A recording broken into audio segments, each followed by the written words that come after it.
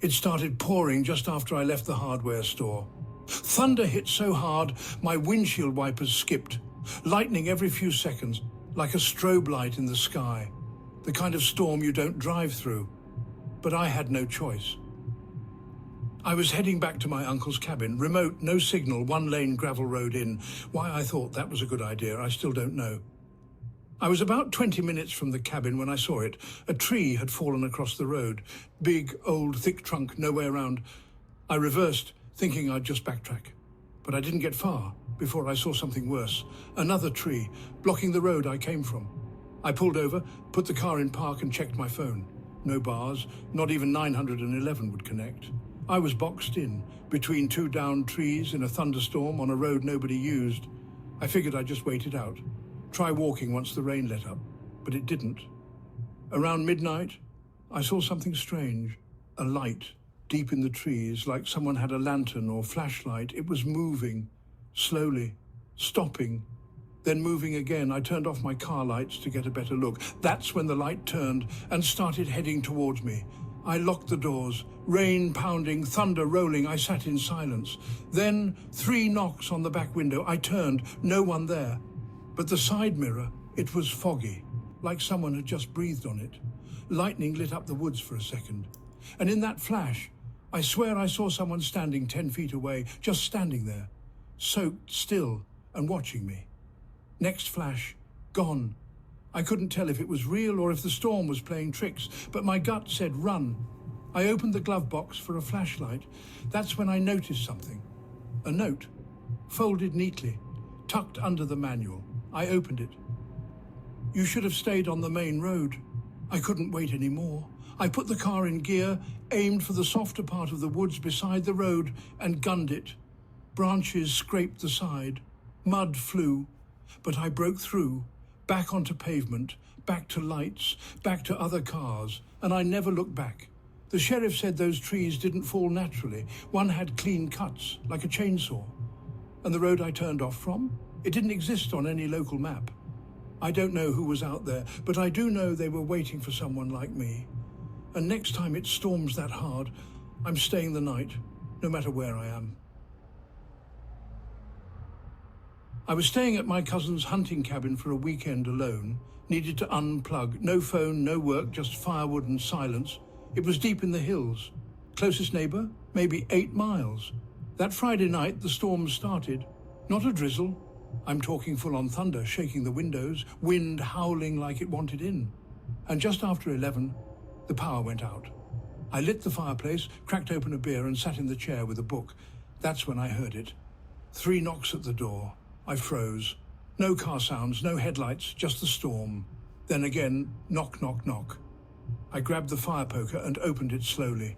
There was a man in a yellow rain jacket, soaked. Said his truck slid off the road and he needed help. I hesitated. Something about his eyes felt off, but it was raining sideways. I couldn't just leave him out there. I let him in, gave him a towel and some soup. He sat silently by the fire. He didn't say much, just stared into the flames. His hands were shaking, but his eyes weren't. They were too calm. I asked where his truck was. He said off the road, but didn't say where. I offered him dry clothes. He didn't want any. Said he just needed to wait out the storm. At one point I caught him staring at the hallway, not the fire, like he was listening. Then he asked, "You here all by yourself?" Later, while clearing up dishes, I noticed something.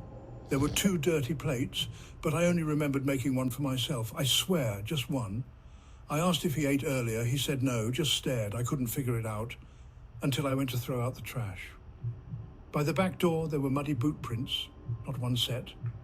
2, one fresh, one dried, like someone had come in before the storm even started. The guy, he never looked at them, just kept sipping soup like he didn't notice. I asked again where his truck was. He didn't answer. I decided to wait until morning, then hike down to get help. But when I woke up, he was gone, didn't take the towel, didn't eat again, just vanished. No footprints outside the door. Rain must have washed them away. But something was different. There was an old Polaroid photo on the table, a photo of me, sleeping. I never told my cousin. I just left. I don't know who that man was. I don't know when the photo was taken, but someone else was in that cabin where long before I opened the door, and they're probably still out there waiting for the next storm. I used to do contract work for a small radio company. You know, the guys that still run those weather and emergency broadcast stations. One night, during a thunderstorm, I got called out to check a signal tower about 40 minutes outside of town. One of those old relay buildings on a hill, surrounded by pine, with nothing but humming transformers and static. It was supposed to be empty. The road was mud and gravel. The windshield wipers couldn't keep up. Halfway there, the radio in my truck crackled. Not music, not talking, just static. Then a voice, barely audible, "Stay off the hill!" Then more static, then nothing. I figured it was interference. That was the whole reason I was being sent out, after all. When I got there, the lights inside the station were already on, which didn't make sense. That place was supposed to run on a backup generator, and I was the only tech with a key. I pushed the door open. It was unlocked. Inside, everything looked normal, dry, warm, like someone had just been there. I checked the consoles. Nothing seemed broken, but the emergency broadcast loop was stuck, repeating the same 5 seconds over and over. A whisper, a shuffle, a thud. Then it looped again. Thud, whisper, shuffle.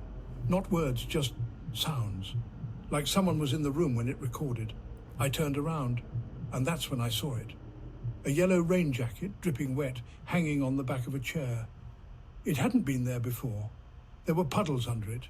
I didn't hear the door open, didn't hear anyone come in, but someone had been there recently. Lightning hit close. The entire room lit up white. In that split second, I saw someone standing outside near the edge of the trees, just watching the building. When the flash faded, they were gone. I locked the door, deadbolt, turned around to pack up. Click! The door creaked open behind me. I turned. No one was there. The raincoat was gone. The chair was empty. But on the console, a new line of audio had started recording. I ran outside to the truck, tried to radio for help. Nothing. Then my phone buzzed. One new message from the station manager, just one line. Tech never made it. Truck broke down. He's still in town. So who the hell had I been in the building with? That was my last field job. I still don't know who or what was there that night. Maybe it was a prank. Maybe I imagined it. But sometimes, when a storm rolls in, I tune my radio low. And once, just once, I swear, I heard that whisper again. Stay off the hill.